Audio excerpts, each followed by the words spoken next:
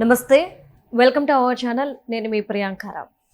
భారతదేశంలో గ్యాస్ కొరత ఉంది అని కొన్ని పుకార్లు రావడంతో ఇప్పటి వరకు ముందస్తు బుకింగ్స్ చేసుకుంటున్నారు అని గవర్నమెంట్ షరతులు విధించింది. కానీ ఈ షరతుల్ని ఉల్లంఘిస్తూ ఏకంగా గ్యాస్ బండ్లు దొంగతనం చేయడానికి సిద్ధమవుతున్నారు. మరి దొంగతనాలు కూడా జరుగుతున్నాయి.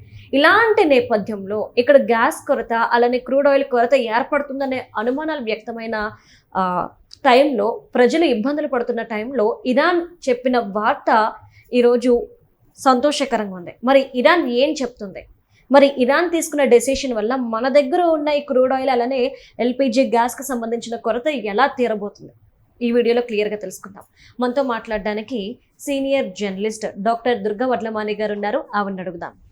నమస్కారం మ్యామ్. నమస్తే అండి మ్యామ్, ఇటు భారతదేశం అంటే ఎక్కడో ఇరాన్, ఇజ్రాయిల్, అమెరికా యుద్ధం చేస్తుంటుంటే ఇక్కడ భారతదేశంలో క్రూడ్ ఆయిల్ అలానే గ్యాస్ కొరతలు, కొన్ని నిత్యావసర సరుకుల మీద ఛార్జెస్ కూడా పెరిగిపోయినాయి. మరి ఈ నేపథ్యంలో, ఇన్ని ఇబ్బందుల నేపథ్యంలో ఇరాన్ చెప్పిన ఒక్క వార్త అందరినీ సంతోషానికి గుర్చేస్తుంది. ఏంటి ఆ వార్త? మీరు అన్నట్టుగా ఒక తీపి కబురు. నిన్న మనం చూసాము పెట్రోల్ బంకుల దగ్గర ఎట్లా క్యూలు. ఇవాళ పొద్దున్న కూడా మనం చెప్తూనే ఉన్నాము ఎటువంటి కొరత ఉండదు. అంటే మీకు 2600 బంకులు మీకు. అవును మ్యామ్. హైదరాబాద్ వ్యాప్తంగా వాటిలలో కొన్ని బంకులు మూసేశారు. ఎందుకు మూసేశారు? ఓవర్ డ్రాఫ్ట్ అనేది ఉంటుందన్నమాట. సో ఇప్పుడు ఓవర్ డ్రాఫ్ట్ ఇవ్వకుండా మీరు క్యాష్ ఇస్తేనే మేము ఇస్తామనేసి కొన్ని బంకులు మూసేశారు. అంతే తప్ప మీకు గ్యాస్ లేకపోవడం లేకపోతే పెట్రోల్ లేకపోవడం ఏం లేదు. ఇంకోటి ఏం జరిగిందంటే మనకి ప్యానిక్ అయిపోవటం అలవాటు. ముందు చిన్న విషయం వస్తుంది. నేను మీకు అందుకనే పెట్రోలియం అసోసియేషన్ కూడా నేను ఇచ్చింది, ఎటువంటి ప్రాబ్లము లేదు, మాకుంది, మా దగ్గర నిల్వలు ఉన్నాయి, మీరు ప్యానిక్ అవ్వద్దు, మీరు అంటే అన్సేఫ్గా మీరు వాటిని నిలవ పెట్టద్దు. ఇంకా డ్రమ్ముల్లో కూడా పట్టుకెళ్ళిపోయారు. అసలు కుక్కర్ గిన్నెలు highlight madam, water taste cooker గిన్నెలు. అదే వాళ్ళు చెప్పారు, అట్లా ఎందులో పెడితే అందులో పట్టుకెళ్ళకండి, మీకు ఇంట్లో ఇబ్బంది అవుతుంది. ఇప్పుడు బ్లాస్ట్ అయినా అంటుకుపోయినా ఎంత కష్టం అండి. ఎండాకాలం అసలే ఎందుకు మనకి అంత, మీరు తగ్గించుకుంటారు తిరగటం అంతే కదా. లేకపోతే సైకిల్ ఉంటుంది, లేదు నడిచి వెళ్తారు, లేదు బస్సు. నిన్న మీకు టీఎస్ఆర్టీసీ వాళ్ళు 30% రాయితీ ఇచ్చారు నిన్న, తెలుసా? నిజం. మీరు వర్రీ అవ్వద్దు, ప్యానిక్ అవ్వద్దు, వెంటనే స్పందించారు. ఇంతకంటే ఏం కావాలండి మనకి నిజంగా కంపారిటివ్గా చూస్తే కొద్దిగా రేట్లు పెరిగాయి అంతే. దానికే నిన్న ఎంతంత యుద్ధాలంటే అవసరం లేదు. ఇవాళ దానికి సాయం ఇరాన్ రక్షణ మంత్రి అబ్బాస్ అరాగ్చి, ఆయన మీకు ఎటువంటి ప్రాబ్లము లేదు, మీ నౌకలు హార్మూజ్ నుంచి వెళ్ళొచ్చు అని చెప్పారు. అంటే గ్రీన్ సిగ్నల్ ఇచ్చారు. సో మనవి 5 నౌకలు అక్కడ గ్యాస్ తోటి ఆగి ఉన్నాయి. ఆల్రెడీ మనకి 3 నౌకలు వచ్చేసాయి. అందుకని ఇప్పుడు 5 కూడా వస్తాయి మనకి. మనం మొన్న చెప్పుకున్నాం, అది వచ్చే అంటే ఏ తీరానికి వస్తుందో దాన్ని బట్టి ఎన్ని రోజులు అనేది ఉంటుంది. 27 రోజులా లేకపోతే 50 రోజులా, అది ముంబైకి వస్తుందా, కాండ్లాకి వస్తుందా, పర్దీప్కి వస్తుందా, అది వచ్చే రేవుని బట్టి ఆ రోజులు ఇన్ని రోజులు అని ఉంటుంది. 28 కిలోమీటర్ల వేగంతో ప్రయాణిస్తాయి అవి. సో దాన్ని బట్టి అది వచ్చే దీన్ని బట్టి ఇన్ని రోజులు లెక్క ఉంటుంది. సో ఏది ఏమైనా మనకేం సమస్య లేదు.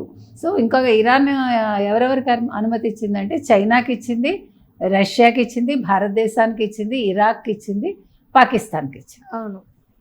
ఇప్పుడు వాళ్ళు ఏమంటున్నారంటే మేము టోల్ ఫీజు వసూలు చేస్తాము, టోల్ ఫీజు ద్వారా మీకు మేము భద్రత కల్పిస్తాము అంటుంది. ఇప్పుడు మనం కూడా టోల్ ప్లాజా కడతాం కదండి. దేనికి కడతాం మనం? ఆ రోడ్లు మెయింటెనెన్స్కి కడతాం మనం కదా. అలాగే టోల్ ఫీజు అనేది ఆ నౌకలు సేఫ్గా అవి హార్మూజ్ జలసంధి గుండా ప్రయాణం చేయటం కోసం. సో ఇవాళ మనం టెన్షన్ పడక్కర్లా. ఇప్పుడు మీ గ్యాస్ ఇప్పుడు అందరూ కూడా వెంటనే బుక్ చేసేస్తారండి అవగానే. మామూలుగా మన దగ్గర 2 సిలిండర్లు ఒక ఇంట్లో ఉంటాయి. మనం ఒక సిలిండర్ వాడుతూ ఉంటాం. ఒక సిలిండర్ కెపాసిటీ 45 days అనుకుందాం.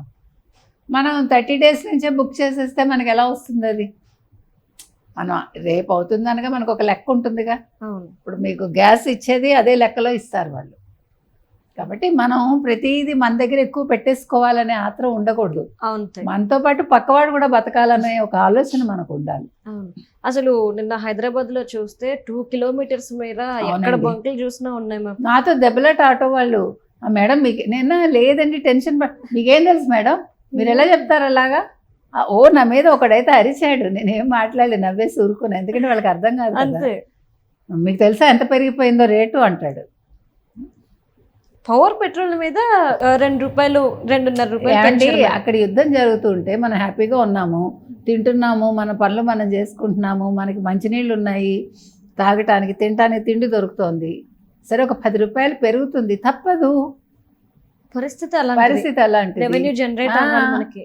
మనం ఎంతసేపు స్వార్థంగా ఆలోచిస్తే ఎట్లా?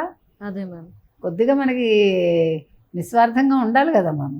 నిజమే. ఏదేమైనా ఇవాళ ఇరాన్ ఇచ్చిన ఈ దీంతో అందరూ కూడా ఊపిరి పీల్చుకుంటున్నారు. వాళ్ళకి ప్రాబ్లం అమెరికా తోటి, అమెరికా ఇరాన్ చూసుకుంటారు. అంతే. Right. Thank you so Thank much. you.